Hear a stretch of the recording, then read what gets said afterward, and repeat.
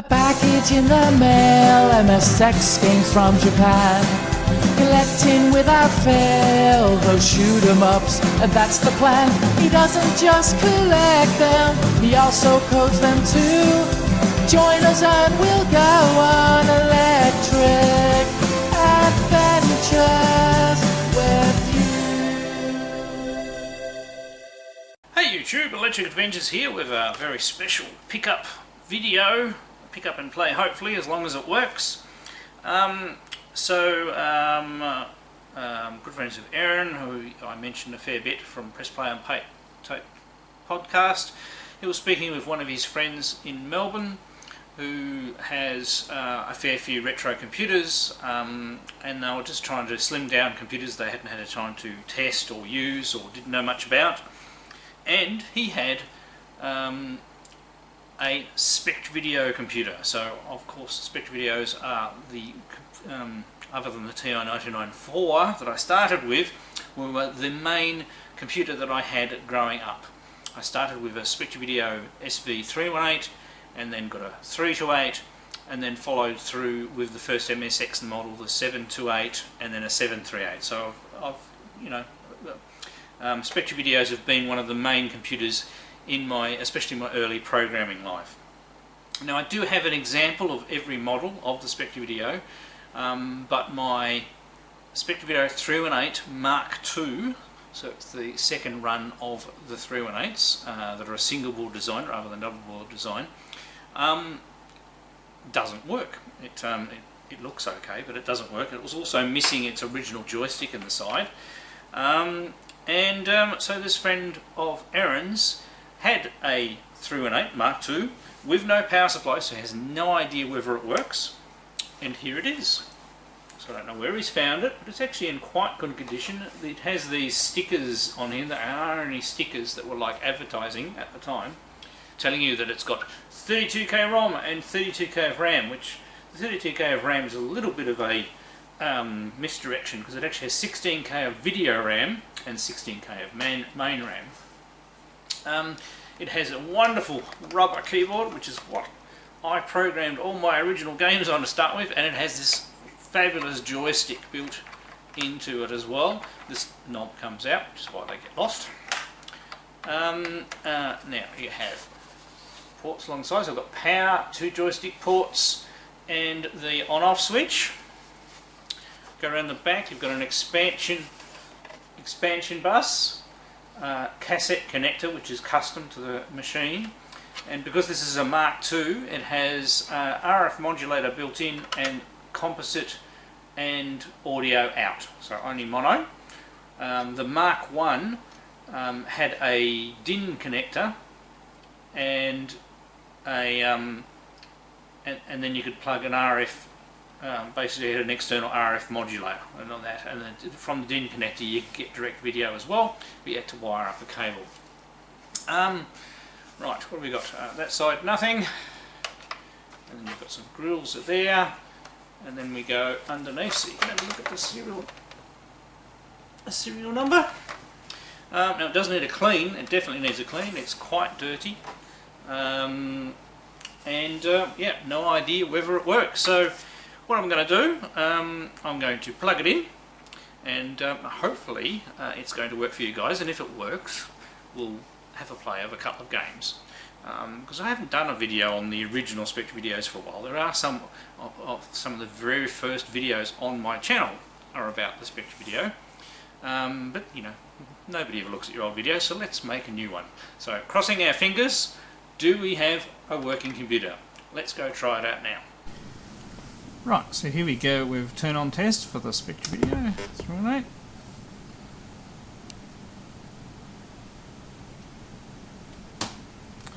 So it's on. I'm getting a little bit of colour fluctuation there.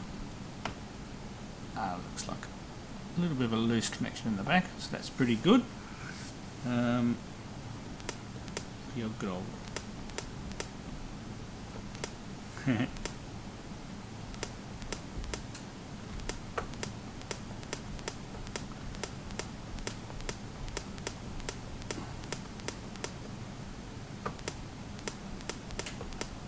Good old rubber keys.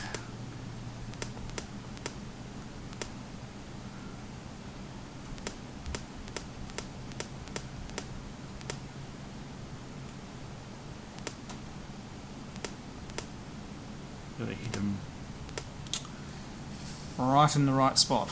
But that is working, so we better test it out with something. So this is a little game written by me back in the day.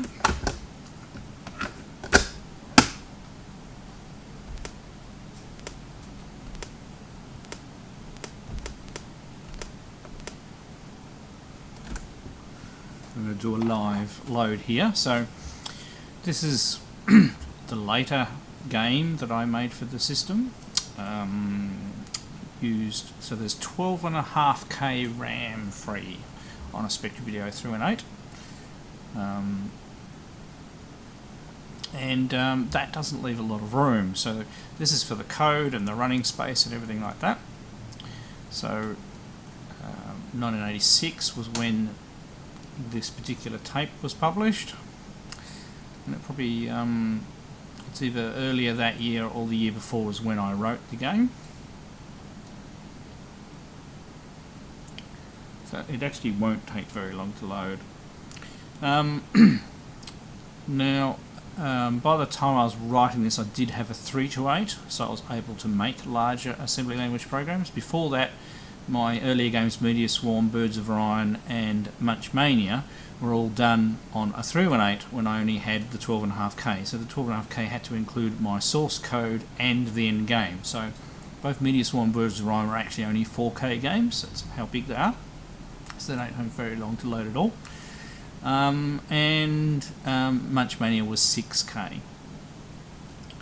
Now, because I was trying to fit it into such a small environment, there was no way I could add music to this game, so that was one of the things I was planning, and I had to reduce the length of the third level by a little bit. So there we go, I had a successful load, and that didn't take very long. The Spectre goes quietly, so I'm going to play it with the inbuilt joystick. Probably not going to do very good.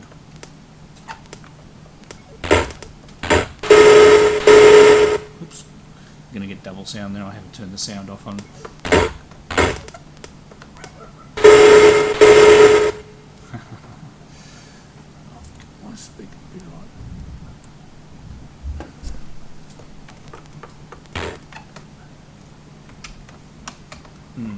Now, interesting enough, the joystick controller is not going left very well. So we'll just try that again. I'll just see what. So I may have to take this apart and just give it a bit of a clean. Yeah, see, look, I can't go left. I can go down, up, and right. We've lost our left. Hopefully, it is just a membrane worn out. But there we go. Spectre Video works. Actually, I suppose I could try a cartridge as well. So hang on a second, I'll grab a cartridge.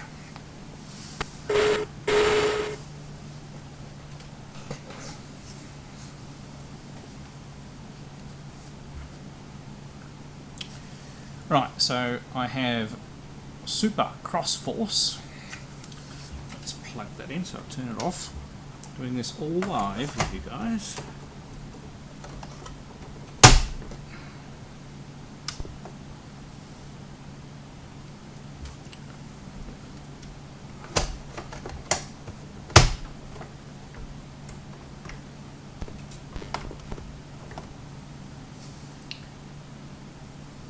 Okay, so the actual power connection is a little loose. That's what the problem is there. So you have the Spectre Video logo, you have these screens where you can select the different nodes. Now, once again, I haven't plugged the joystick in, so what have I got lying around here? Right. So no, one of the things isn't working, so we're not going to get very far. Hopefully I can do this without knocking the power connector.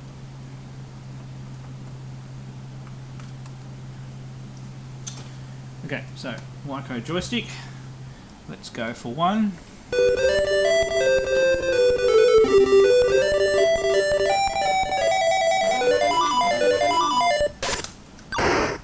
So in this one, the two ships stay parallel.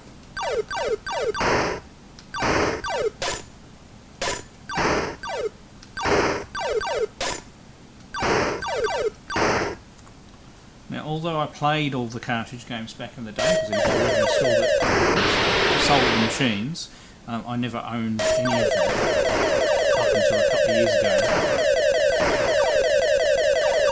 I have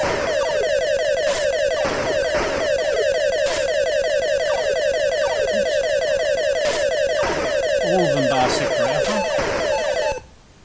So you have an energy level which gradually reduces.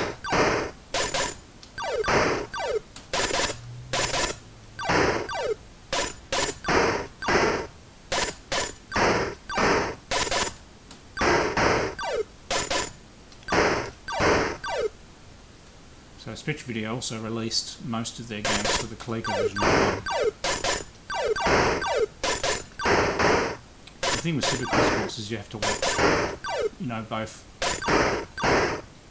your top and bottom ships. Obviously in this case they're shooting up.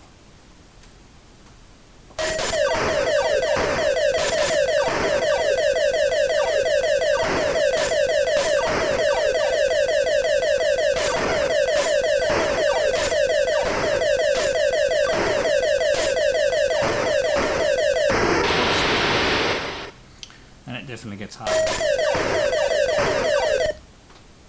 Level 6. I haven't played this for ages, I'm actually surprised I'm doing as well as I am. So now it's shooting both up and down, which means you have to be close.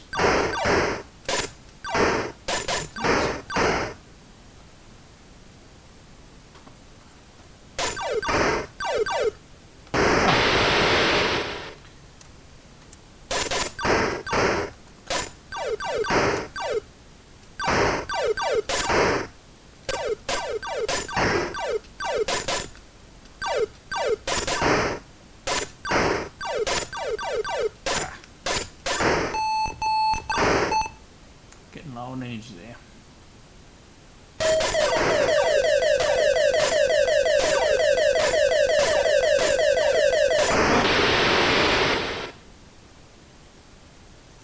There we go, it works. So extremely pleased with that, because my, as I mentioned in the first part, my Mark II that I have already in my collection as a display item doesn't power on, so very nice getting another one. Now it does need a clean, I'm going to give it a good clean up, and a great addition to my original Spectre Video collection of machines, and hopefully an interesting look for you guys out there that have never seen one. Alright, I'm Alec Adventures, thanks to all my subscribers, thanks for watching, and I'll catch you next time.